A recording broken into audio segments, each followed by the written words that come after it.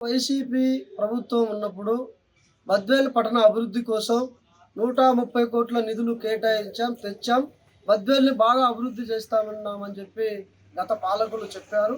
ఆ మేరకు బద్వేలు పట్టణంలో ఉన్నటువంటి ఆ 130 కోట్ల నిధులు ఎక్కడ ఖర్చు పెట్టారని చెప్పి మనం ఒకసారి చూస్తే, అప్పుడు రాజకీయ పలుకుబడి, విద్యా సంస్థల అధినేతలు, ఆర్థికంగా ఉన్నటువంటి వాళ్ళ ఇళ్ళ దగ్గరికి, వాళ్ళ వెంచర్ల దగ్గరికి, వాళ్ళ స్కూళ్ళ దగ్గరికి రోడ్లు వేశారు. గత ప్రభుత్వంలో చేసినటువంటి తప్పు నేడు ఉన్నటువంటి ప్రభుత్వం కూడా చేస్తూ ఉంది.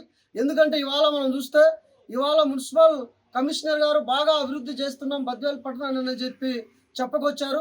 మరి ఎక్కడ అభివృద్ధి జరిగిందంటే, మున్సిపల్ చైర్మన్గా ఉన్నటువంటి ఇంటి వెనక భాగాన ఇవాళ సీసీ రోడ్లకు నిధులు కేటాయించడం జరిగింది. మరి ఈ వెనక భాగాన ఎవరైనా నివాసం ఉన్నారా, జనం తిరుగుతున్నారా అని మనం ఒకసారి చూస్తే, కంప చెట్లు, మొత్తం ఖాళీ స్థలాలు ఉన్న చోటికి కేవలం మున్సిపల్